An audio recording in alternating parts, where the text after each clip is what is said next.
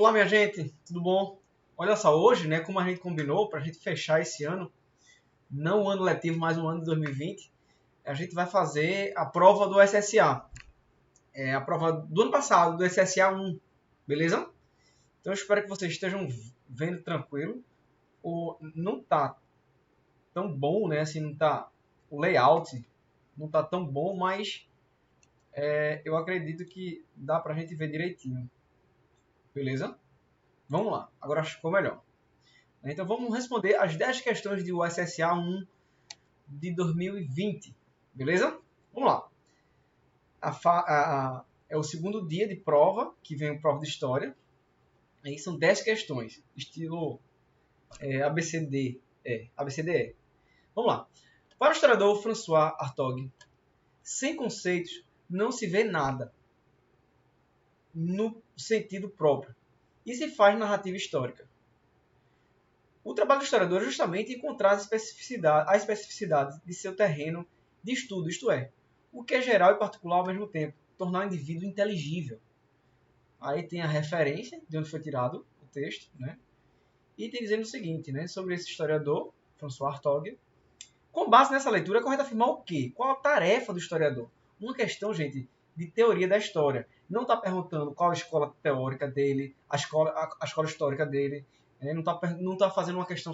Podia ser uma questão, né, sobre a nova história cultural, os análises, mas ele está falando da função do historiador. Então, qual seria a tarefa do historiador? Aí deu esse exemplo, né? Deu o textinho lá e está perguntando qual a tarefa do historiador. Conforme o que a gente estudou, o que a gente viu, e conforme o que é a tarefa do historiador, ele pergunta assim, a letra A. É a tarefa do historiador simplesmente elencar fatos, só elencar, sem questioná-los? A gente vai ver que não, né? A história é feita com criticidade. Está lá o documento, que é a base. Você vai olhar o documento com um olhar crítico, com os pés no presente. Tá? Então, não só elencar, sem questioná-lo. A gente questiona, sim, o documento histórico. Seja escrito, seja oral, seja iconográfico, seja material. Certo? Letra B. Utilizar noções para interpretar os fatos coerentemente. Usar noções, óbvio, beleza. Usar categoria de análise, né, de acordo com os pressupostos, a ideia, o lugar social onde você está, usar noções e interpretar os fatos coerentemente, com coerência, com criticidade. Então, a letra B, já de cara, a gente já marca a letra B na questão número 21. Letra C. Usar a narrativa para distorcer os fatos e doutrinar os leitores. De forma nenhuma, né? A história não tem essa perspectiva de doutrinar ninguém e nem está interessado em distorcer os fatos. Montar teorias de conspiração. Olha só, gente, que coisa sensacionalista, né? Também não. A gente não quer criar teoria de conspiração. Isso fica com os amadores da história, né? Que é para criar, tipo, teoria de conspiração, por exemplo. A vacinação vai ser obrigatória, como foi lá na revolta da vacina. As pessoas vão ser obrigadas, a polícia vai pegar, vai prender você para você tomar vacina. Eu estou usando história para fazer uma teoria de conspiração, para distorcer. Está errado, né? Não foi assim. Quer dizer, teve a revolução da vacina, mas ela tem que ser estudada, vai ser terceiro ano, ser estudada no seu contexto, ser estudada na sua dinâmica, e que é muito diferente do século XXI, do ano 2020, com essa vacinação, que se Deus quiser vai chegar por aí.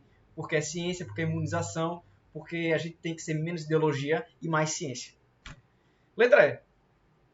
Fazer de seu ofício um instrumento meramente político partidário, é o que não deve ser. O ofício do historiador não deve ser político partidário. O que norteia a fala do historiador é a ciência, né? O que norteia são os pressupostos teóricos, metodológicos da ciência histórica. Analisar com racionalidade, com base na ciência. A base não é um partido político, e sim a ciência histórica e todo o seu conjunto de metodologias. Beleza? Questão facinho. Letra B é a questão correta. Deixa eu anotar aqui. 21, letra B. 22. Questão 22. Falando sobre pré-história, de uma maneira bem perto de nós. Vale do Catimbau é um sítio arqueológico que fica lá no sertão, lá em Buíque, aqui em Pernambuco. Então está dizendo assim, ó, o Parque Nacional do Catimbau está localizado em Buíque, Pernambuco. E sobre ele escreveu Ricardo José Neves Barbosa. É duplamente importante a composição parcial do quadro das migrações pré-históricas nordestinas. No plano macro, no plano maior, permite visualizar a região como uma área de passagem, aceitando-se o deslocamento dos grupos humanos na calha, ou seja, ali no percorrer do Rio São Francisco para o Seridó, Sertão Seridó, a região do sertão nordestino, do semiárido nordestino. No plano micro, uma análise menor, mais focada, possibilita a identificação das fronteiras gráficas de passagem, resultante do fluxo de grupos culturalmente distintos para a região. Aí tem também a referência de onde foi tirado o texto, e está dizendo assim, a pergunta, conforme as informações presentes no texto sobre as populações pré-históricas nordestinas, é correto afirmar que, sobre esse texto e sobre as populações pré-históricas nordestinas, letra A, eram sedentários, evitando deslocamentos. Está falando de migração, né? Então, migração combina com nomadismo, né? Então, sedentária, não. Desconheciam a estrutura geográfica da região. Pelo contrário, eles ocupavam, eles caminhavam assim, ó, acompanhando o Rio São Francisco. Então, eles sabiam, eles entendiam que as margens do rio era bom para se viver. Letra C. Utilizavam os recursos fluviais. Fluviais vêm de águas de rios, gente, águas doces, como importante via de deslocamento. Exato. Utilizava o rio como importante via de deslocamento. O Rio São Francisco, no caso que ele está falando. Né? É só você lembrar quando a gente falava, né, lá no início, na época de aula presencial ainda, a gente falava que tanto na fase nômade como na fase sedentária, as populações, as primeiras organizações sociais, elas precisavam de lugares que tivessem água. Então as primeiras civilizações elas surgem, né, as primeiras sedentarizações perto de grandes rios, de cursos fluviais. Né? E aqui ele diz isso no texto, né? É bem descritivo. Né? Então, basta você entender um pouco sobre a pré-história, sobre sedentarização, sobre nomadismo, ler o texto, e é uma questão que você faz por interpretação até de texto. Né? Então, utilizava os cursos fluviais, o curso do Rio São Francisco. Ele está dizendo aqui no texto, né? Como importante via de deslocamento. Letra C é a letra certa. Já vamos passar para a próxima. Sobre a arte aborígene, escreveu Ovídia Mindelo. Gente, aborígene é como se chamava um nativo da Austrália, um nativo lá da Oceania, como um todo, né? Então, assim, aqui a gente tem os povos indígenas, né? Então, o povo originário lá da Ásia, da Oceania, a gente chama de aborígene, certo? A partir de cosmovisão dos habitantes originários do território australiano, veja só, habitantes originários, aqueles que são originários daquele lugar. A gente pode também se referir aos habitantes originários, não falar dos indígenas aqui no Brasil. Então, essa palavra, povos originários, habitantes originários, aqueles que são oriundos de, né, aborígenes. A gente está falando dos aborígenes que são oriundos da Austrália e, no contexto maior, da Oceania.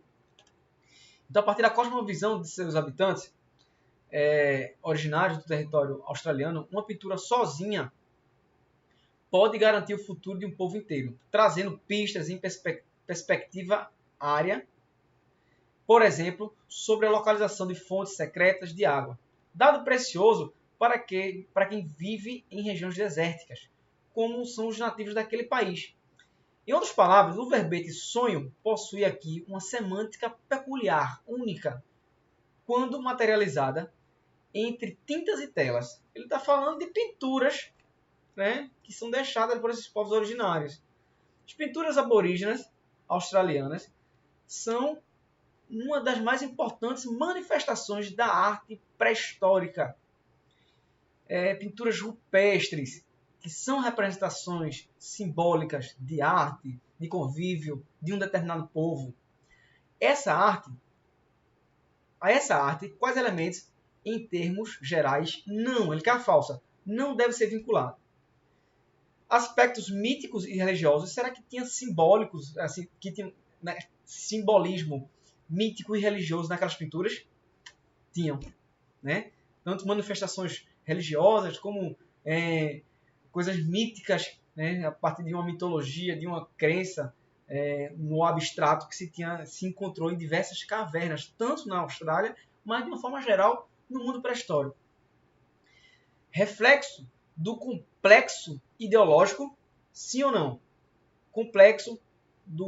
Reflexo do complexo ideológico. Então, sim, a gente pode dizer que tinha ideológico, né, o que se pensava, né, reflexo do complexo de uma ideologia que permeava aqueles povos. Letra C. Compreensões do mundo circundante estava escrito nas paredes das cavernas pré-históricas. Um pouco de que eles compreendiam do mundo? Sim, estavam sim. Era uma forma de manifestação, de dizer, né, encenar a caça, por exemplo, rituais religiosos. Letra D. Realismo e ausência de elemento simbólico. Não existia um elemento simbólico nas pinturas rupestres. Errado. Existia sim. Então a gente quer a não, a gente quer a falsa, né? Então a letra D. Ausência de elemento simbólico, não, está errado. Existia sim vários elementos simbólicos. Do ponto de vista social, do ponto de vista econômico, do ponto de vista religioso. Beleza?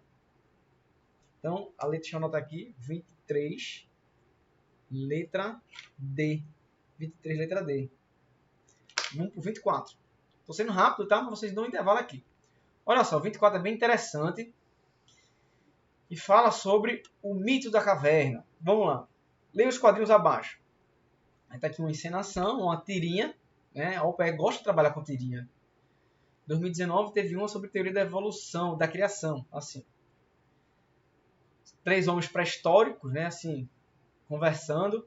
Que forma mais feia. Fica parado o tempo todo. Fora.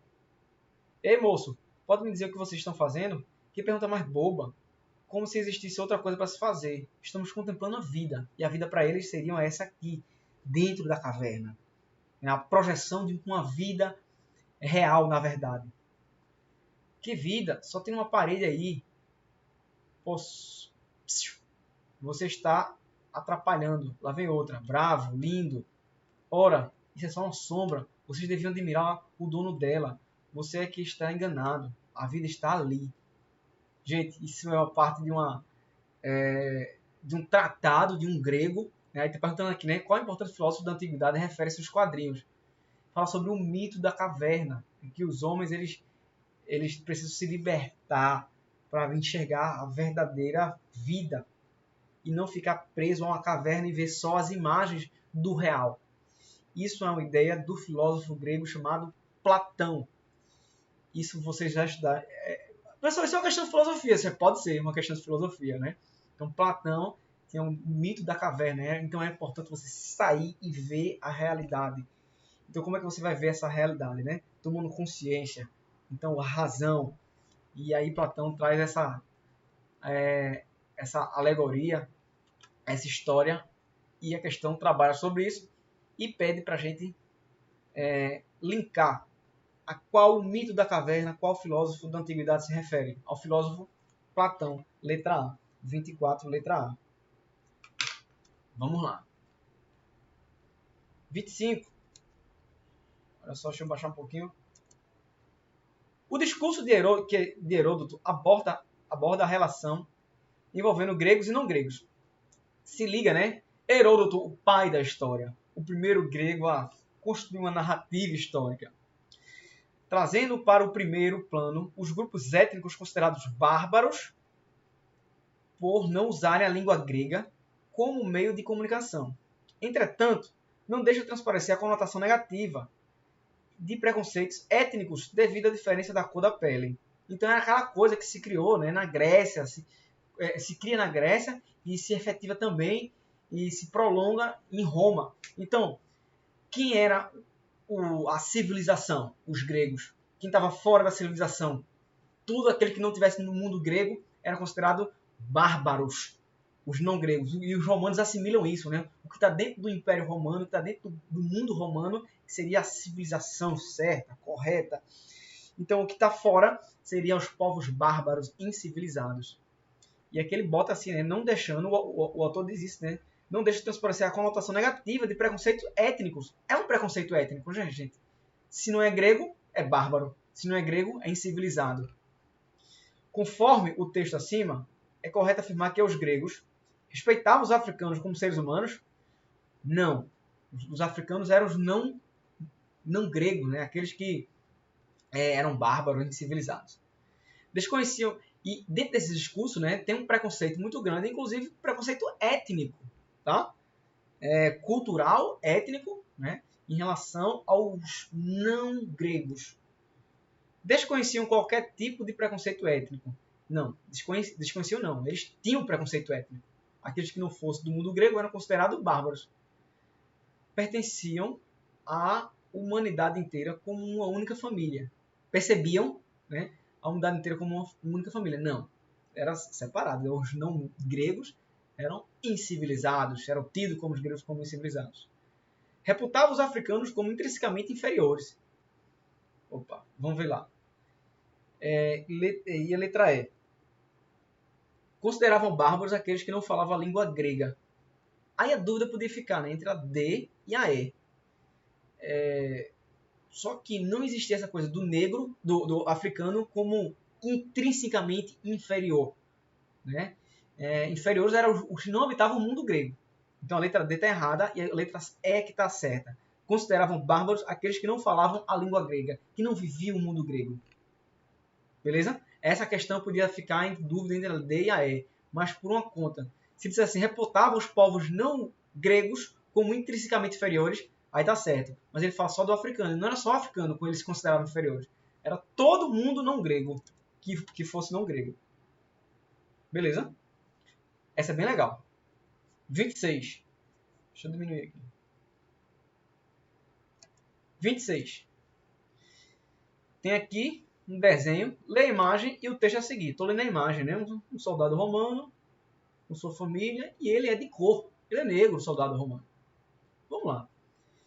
Em 2017, a rede inglesa BBC produziu um desenho animado chamado Life in Roma Britain. Vida da Bretanha Romana. Ou seja, a Bretanha, gente, era onde hoje é o Reino Unido, né? Que foi também dominado lá na Antiguidade pelos romanos. De onde vem essa imagem? Desse desenho aqui. A representação de romanos de pele escura causou polêmica na época. Sobre esse debate, a professora, ela não sei o que, afirmou: não há dúvida de que existiam pessoas de outras partes do mundo na Bretanha romana. Não sabemos necessariamente qual a cor de suas peles, mas sabemos que haviam movimentos. Temos norte-africanos confirmados na muralha de Adriano, por exemplo. Então, de acordo com esse texto, é correto afirmar o quê?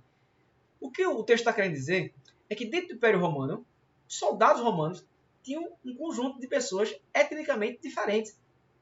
Então, já que a gente viu que o Império Romano chegou a compor o Império Romano parte o norte da África, Ásia e parte da Europa Ocidental toda. Então, tinha um conjunto de etnicidade diferente dentro do Império Romano. É inegável. Ela até fala aqui, né? Não sei se tinha negro, né? Peles escuras. Mas sabia que tinha movimentos de povos de várias regiões, de vários lugares.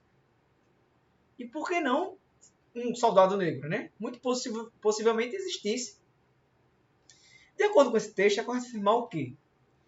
Que a diversidade étnica dos romanos é um fato comprovado. É comprovado que existia uma diversidade étnica grande dentro do Império Romano?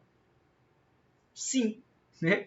Então, lembra que o Império Romano ele dominou o que era a Mesopotâmia, o que era Egito, o que era a Grécia, o que era a Fenícia. Então, vários povos que viveram ali. Então, a diversidade étnica dentro dos romanos era grande. E isso é um fato inconteste.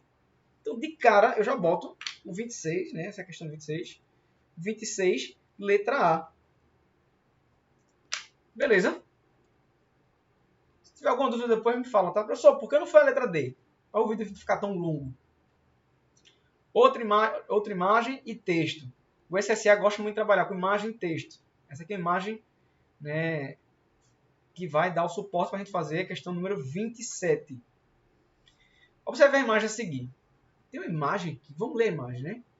É um homem com as mãos amarradas, e uma figura, né, gente, como no imaginário um demônio, né, puxando esse homem pelo pescoço. É parte de uma pintura do século XV na Basílica de São Petrônio e mostra Maomé sendo torturado por demônios no inferno. Olha só, né? A imagem quer dizer isso. Maomé sendo torturado por demônios no inferno. Então, a imagem quer dizer que Maomé estava no inferno. Opa, se liga, gente. O que essa imagem nos revela sobre a visão cristã medieval a respeito do profeta do Islã, o profeta muçulmano, o profeta Maomé? Qual a leitura que a gente pode fazer dessa imagem? Né? Que é uma imagem de uma tradição medieval sobre Maomé. Então, que Maomé era uma figura respeitada, ele estava no inferno e o demônio puxando ele, né? Comparava Jesus de forma nenhuma. Jesus ia estar no inferno. Então essa comparação não existe. Era uma importante figura histórica. Essa imagem quer dizer isso. Um perverso, precursor do anticristo. Letra E. Era simplesmente um desconhecido.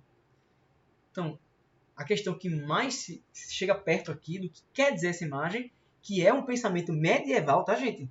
O pensamento do cristianismo medieval sobre Maomé é que ele era um perverso, um precursor do anticristo. Então, essa imagem de Maomé como sendo esse cara que não compõe o mundo cristão. E quem não compõe o mundo cristão, quem tinha outra religião, era considerado diabólico, né? Era considerado do mal, errado. Lembra que a Idade Média foi permeada por esse pensamento quase único da igreja cristã, certo? Vamos lá. 28, questão sobre Idade Média. Se liga, uma coisa que a gente não falou em sala, mas eu vou falar agora. Uma imagem de novo, né? Tem aqui, Santíssimo Padre, quantos pregos haviam na Santa Cruz? Qual a razão de tanta dúvida, bom plebeu? Pois vi vossa santidade oferecer 500 deles ontem. É ensinar, é demasiado, não sei o que, sois porventura um carpinteiro agora? Né? O plebeu pergunta assim ao personagem da igreja, né? Quantos pregos da cruz existiam? Porque só ontem eu te vi vender 500. E o que era isso? Vamos lá. Ele vem de uma página, tá aqui, né? A página do Facebook, foi tirada, de onde foi tirou? Satírica do Facebook chamada Feudocioso, que utiliza memes para brincar com conteúdos medievais. Qual prática social comum na Idade Média está nele representada? Vamos lá, né? Então, existia dentro da Idade Média, repetindo, né? Que a gente falou muito de que o pensamento da Idade Média era muito fortemente dominado pelos valores, pelo domínio da Igreja Católica. E, gente, existia uma coisa muito comum na Igreja Católica, era a venda de indulgências e venda de relíquias. Indulgência era tipo assim, teus pecados estás perdoado. Né? Você pagava um valor, aí o padre ou o bispo dava um papel assinado e dali você estava livre do inferno. Por exemplo, você ia para o purgatório ou para o céu. E tinha também a venda das relíquias, que eram objetos sagrados do cristianismo, que eram vendidos pela Igreja Católica, como forma, né, de espinho da cruz de Cristo, espinho da coroa de Cristo, prego da cruz de Cristo, como aquele símbolo sagrado do cristianismo. E era vendido, era feito comércio na Idade Média pela Igreja Católica. E é exatamente aqui, gente, que essa sátira está sendo feita em relação ao quê? A venda de relíquias. Isso é uma coisa comum durante a igreja medieval. A venda de instrumentos ditos sagrados para as pessoas. Né? É muita sacanagem, né? Aí o Pedro fala assim, até ontem eu tive que vender 500 pregos, né? Danou-se, quantos pregos tinha na cruz de Cristo? É uma sátira, é uma crítica. Então, 28, letra A. Vou anotar aqui. 29 agora. Leia o poema a seguir. Padrão. O nome do poema. O esforço é grande e o homem é pequeno. Eu, Diogo Cão, navegador, deixei esse padrão ao pé do areal moreno e para diante naveguei. A alma é divina e a obra é imperfeita. Este padrão sinala ao vento e aos céus que da obra ousada é minha parte feita e por fazer é só com Deus. E ao imenso e impossível oceano ensinam estas quinas que aqui vês que o mar com fim será grego ou romano, o mar sem fim é português. E a cruz ao alto diz que o que me há na alma e faz a febre em mim de navegar, só encontrará de Deus na eterna calma o porto sempre por achar. Fernando Pessoa, Lisboa, poeta Fernando Pessoa, poeta português. Então, nesse poema de 1918, o poeta Fernando Pessoa recorda um momento fundamental para a história moderna. É o próximo assunto, a gente vai entrar na modernidade, quando a gente voltar na quarta unidade. Tá? Então, qual seria esse momento, gente? O que ele está falando aqui? A gente vai estudar ainda, mas ele está falando, né, do mundo português, porque os portugueses foram os povos europeus que promoveram a expansão marítima e comercial europeia para além do Oceano Atlântico. O mundo romano, o mundo grego conhecia apenas o mar Mediterrâneo. Então, no início da modernidade, a gente vai estudar isso, com a formação dos Estados Nacionais, que Portugal ele vai se lançar ao mar no processo de expansão marítima e comercial. Então, ele está falando a letra D. A gente não chegou nesse assunto ainda, mas a gente vai ver. Tá? Letra D, as grandes navegações. Deixa eu anotar aqui. 30. A gente vai estudar isso também. Está aqui um quadro, uma tela. Né? E aqui, né, são pessoas negras. A gente já pode ir adiantando, né? São escravos no Brasil. Trata-se da imagem feita por Zacarias Wagner, artista que esteve em Pernambuco a serviço do regime colonial holandês, no período holandês. A gente vai estudar isso, né? Pernambuco e o Nordeste, parte do Nordeste, tiveram no período colonial, do ano de 1624 a 1654, né? Por aí, né? De 30 a 54, o período de regime colonial holandês. E nele registra o quê? A inferioridade da cultura negra, a presença negra na América Portuguesa, religiosidade colonial exclusivamente católica, presença predominantemente de brancos na colônia, ou o cotidiano de guerras e conflitos na época colonial. O que é que essa imagem a gente vai adiantar, tá? O assunto. Essa imagem quer dizer a presença negra na América Portuguesa. A América Portuguesa era como era conhecido o Brasil antes de se tornar o Brasil, o país Brasil. Então, era América dominada por Portugal, América Portuguesa. A gente vai ver que o continente americano ele foi colonizado principalmente pelos portugueses, pelos espanhóis e pelos ingleses. Teve presença de outros povos, mas principalmente esses três povos europeus vão fazer um conjunto de guerras, de conflitos que vão resultar no processo de colonização, né? De assalto à terra aqui, que já existia milhares de pessoas e vão colonizar. Né? E a Holanda teve também nesse processo aí colonizador. Aqui em Pernambuco se montou a sede do Império, a sede do período holandês, de Recife. A gente vai estudar isso, tá? A gente vai estudar isso. Então, letra B. Percebam, né, que de toda a prova que caiu ano passado, apenas duas a gente não estudou ainda, né, que é essa questão da grandes navegações, que é exatamente o assunto que a gente falta estudar, que é a modernidade. E o período holandês. A gente vai estudar isso quando a gente voltar, mas perceba que a prova do SSA não é uma prova difícil, e é uma prova que se vincula muito os assuntos que a gente vem estudando. Então não tem novidade nessa prova. Requer muitas vezes um raciocínio, né? Essa aqui de Maomé, por exemplo, sendo puxado, né? É só você pensar que a igreja medieval entendia que os povos não cristãos eram infiéis. Se eram infiéis, eram hereges. Se eram hereges, eram contrário a Deus. Né? E a religião cristã tem isso, né? Essa dicotomia, né? Se não é de Deus, é do demônio. Então, esse imaginário medieval criava essa imagem, não só sobre Maomé ser do lado mal, né? Apesar de que a gente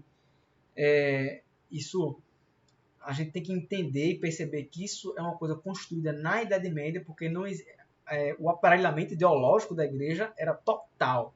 Né? Então, o que não fosse cristão era infiel, era herege. Então, são muitos conceitos que a gente estudou que está presente aqui. Né? Essa questão é bem legal, né? E é só você perceber aqui essa questão, a questão número 26. Gente, é só você pensar que existiam vários povos dentro de Roma. A gente estudou isso, né? Em comparação de um povo com outro, com um povo com outra, dinâmica territorial de Roma, e por aí vai. E é isso, né? Vamos dar essa olhada, dessa estudada. Se tiverem dúvida em alguma questão dessa, falem comigo, tá certo? E um bom final de ano para vocês. E no ano que vem a gente se vê novamente nas nossas aulas síncronas e assíncronas. Um forte abraço, gente.